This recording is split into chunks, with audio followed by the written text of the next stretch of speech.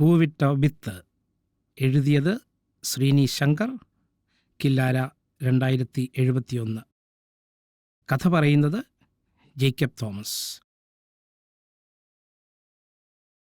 ഹരിതഭംഗിയെ സൂര്യൻ ചുംബിക്കുകയും വായുവിൽ തെങ്ങിൻ്റെ ഗന്ധം പേറുകയും ചെയ്യുന്ന കേരളത്തിൻ്റെ ഹൃദയത്തിൽ, ഇന്ത്യയിലാണ് ഞാൻ ജനിച്ചത്.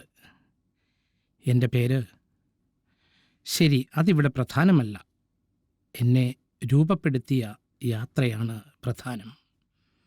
കുടുംബത്തിൻ്റെയും പ്രകൃതിയുടെയും ഭാഗ്യാതിരേകത്തിൻ്റെയും ഇഴകൾ നെയ്ത ഒരു യാത്ര. ജ്ഞാനവും പ്രതിരോധ ശേഷിയുമുള്ള എൻ്റെ മുത്തച്ഛൻ എൻ്റെ വളർച്ചയിൽ ഒരു പ്രധാന പങ്ക് വഹിച്ചു. ബ്രിട്ടീഷ് കൊളോണിയൽ കാലഘട്ടത്തിനും സ്വാതന്ത്ര്യത്തിൻ്റെ പ്രഭാതത്തിനും ഇടയ്ക്കുള്ള ഒരു ജീവനുള്ള പാലമായിരുന്നു അദ്ദേഹം. ഇംഗ്ലീഷിൽ ബിരുദം നേടിയ അദ്ദേഹം ഞങ്ങളുടെ ഗ്രാമത്തിലെ സ്കൂളിൻ്റെ പ്രിൻസിപ്പൽ, അധ്യാപകൻ, സ്ഥാപകൻ എന്നീ നിലകളിൽ തല ഉയർത്തി നിന്നു. എന്നാൽ അദ്ദേഹത്തിൻ്റെ യഥാർത്ഥ വൈദഗ്ധ്യം വയലുകളിലായിരുന്നു. ചോക്കിലും മണ്ണിലും പതിഞ്ഞ അദ്ദേഹത്തിൻ്റെ കൈകൾ അറിവിൻ്റെ വിത്തുകൾ പാകി ഭൂമിയെ ഒരുപോലെ പരിപോഷിപ്പിച്ചു. ജീവിതത്തിൻ്റെ ഒരു ക്യാൻവാസായിരുന്നു ഞങ്ങളുടെ കൃഷി. കാലവർഷത്തിലെ മന്ദമാരുതനിൽ തെങ്ങുകൾ ആടിയുലഞ്ഞു. അവയുടെ തണ്ടുകൾ അടുത്തുള്ള മാങ്ങകളോട് രഹസ്യങ്ങൾ മന്ത്രിച്ചു. സ്വർണ്ണപ്പരവതാനി പോലെ നീണ്ടുകിടക്കുന്ന നെൽപ്പാടങ്ങൾ, കാരറ്റ്, ചീര, എരിമുളക് എന്നിങ്ങനെ നിറങ്ങളാൽ വിരിഞ്ഞു നിൽക്കുന്ന പച്ചക്കറി വിളകൾ. ഈ സമൃദ്ധിയുടെ ഇടയിൽ ഞാൻ എൻ്റെ ബാല്യം ചെലവഴിച്ചു. ഭൂമിയിൽ നിന്ന് തന്നെ പഠിച്ചു. സൂര്യൻ ചക്രവാളത്തിലേക്ക് എത്തിനോക്കിയും മഞ്ഞുവീഴ്ചയുള്ള ഇലകളിൽ ചൂടുള്ള പ്രകാശം വീശിക്കൊണ്ടും ഞങ്ങളുടെ പ്രഭാതങ്ങൾ ആരംഭിച്ചു. മുത്തച്ഛൻ എന്നെ നേരത്തെ ഉണർത്തും. ഞങ്ങൾ ഒരുമിച്ച് വയലുകളിലൂടെ നടക്കുമായിരുന്നു. അദ്ദേഹം എന്നെ സസ്യങ്ങളുടെ ഭാഷ പഠിപ്പിച്ചു. അവയുടെ ആവശ്യങ്ങൾ, അവയുടെ കഥകൾ. ഞങ്ങൾ തൈകൾ നട്ടുപിടിപ്പിക്കും. അപ്പോൾ അദ്ദേഹം പറയും, കാത്തിരിക്കൂ എൻ്റെ കുട്ടി, അറിവ് വേരുറപ്പിക്കുന്നത് പോലെ ഈ മരങ്ങളും വേരൂന്നുന്നു. പക്ഷേ അതുമാത്രമായിരുന്നില്ല ഞങ്ങൾക്ക് പണി. അയ്യോ, എനിക്കും എൻ്റെ സുഹൃത്തുക്കൾക്കും വേറെയും സാഹസങ്ങൾ ഉണ്ടായിരുന്നു. ഞങ്ങളുടെ ഗ്രാമത്തിന് കുറുകെയുള്ള അരുവികളിലും നദികളിലും കുളങ്ങളിലും നീന്താൻ ഞങ്ങൾ ഒളിച്ചോടിപ്പോകും. നദികൾ ഞങ്ങളുടെ രഹസ്യ സങ്കേതമായിരുന്നു. അവിടെ ഞങ്ങളുടെ ചിരി പഴയ പാറകളിൽ തട്ടി പ്രതിധ്വനിക്കുമായിരുന്നു. ഞങ്ങൾ വെള്ളത്തിലേക്ക് മുങ്ങുകയും വെള്ളം തെറിപ്പിക്കുകയും വെള്ളത്തിൻ്റെ അരികിലുള്ള ലോകത്തെ മറക്കുകയും ചെയ്യുമായിരുന്നു. പിന്നെ മരങ്ങളായിരുന്നു ഞങ്ങളുടെ ബാല്യത്തിൻ്റെ കാവൽക്കാർ. ഞങ്ങളുടെ നഗ്നപാദങ്ങൾ ഉപയോഗിച്ച് മരങ്ങളുടെ പരുക്കൻ പുറംതൊലിയിൽ പിടിച്ച് കുരങ്ങുകളെപ്പോലെ ഞങ്ങൾ കയറി. അവയുടെ ഉയർന്ന ശാഖകളിൽ നിന്ന് ഞങ്ങൾ ഞങ്ങളുടെ പ്രദേശം, നെൽവയലുകൾ, സ്കൂൾ, ദൂരെയുള്ള കുന്നുകൾ എന്നിവ നിരീക്ഷിക്കും.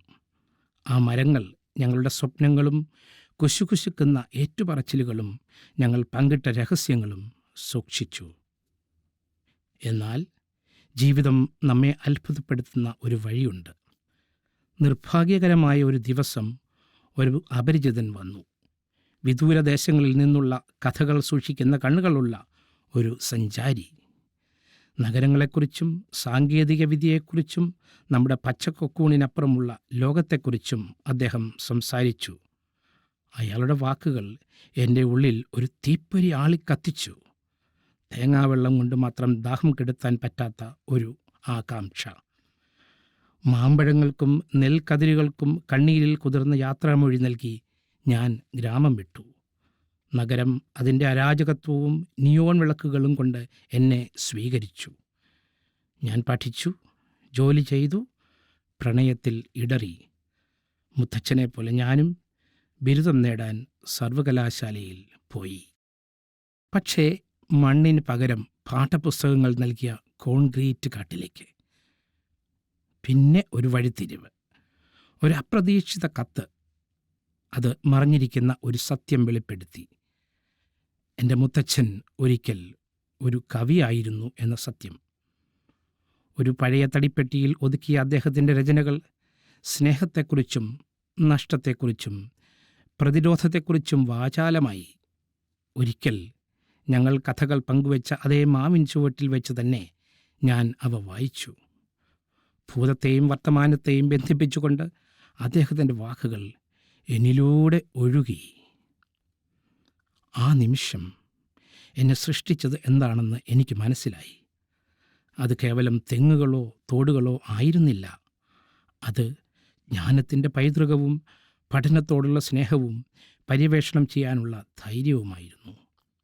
എൻ്റെ മുത്തച്ഛൻ്റെ മഷി എൻ്റെ സിരകളിലേക്ക് ഒഴുകി. അതിനെ ബഹുമാനിക്കുമെന്ന് ഞാൻ പ്രതിജ്ഞ ചെയ്തു.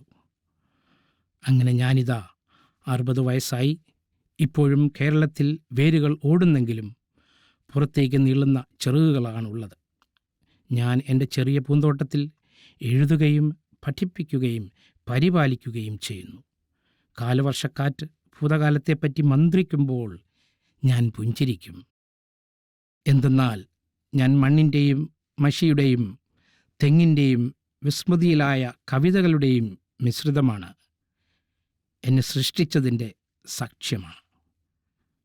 ഒരു പക്ഷേ ഒരു വേള ഈ മാവുകൾ തലകുലുക്കി അംഗീകരിക്കുകയാണോ? അവയുടെ തണൽ ഒരു കുട്ടിക്ക് അഭയം കൊടുത്തതിനേക്കാൾ കൂടുതൽ ഒരു കഥാകാരനെ തൊട്ടിലാട്ടുകയായിരുന്നു എന്ന്.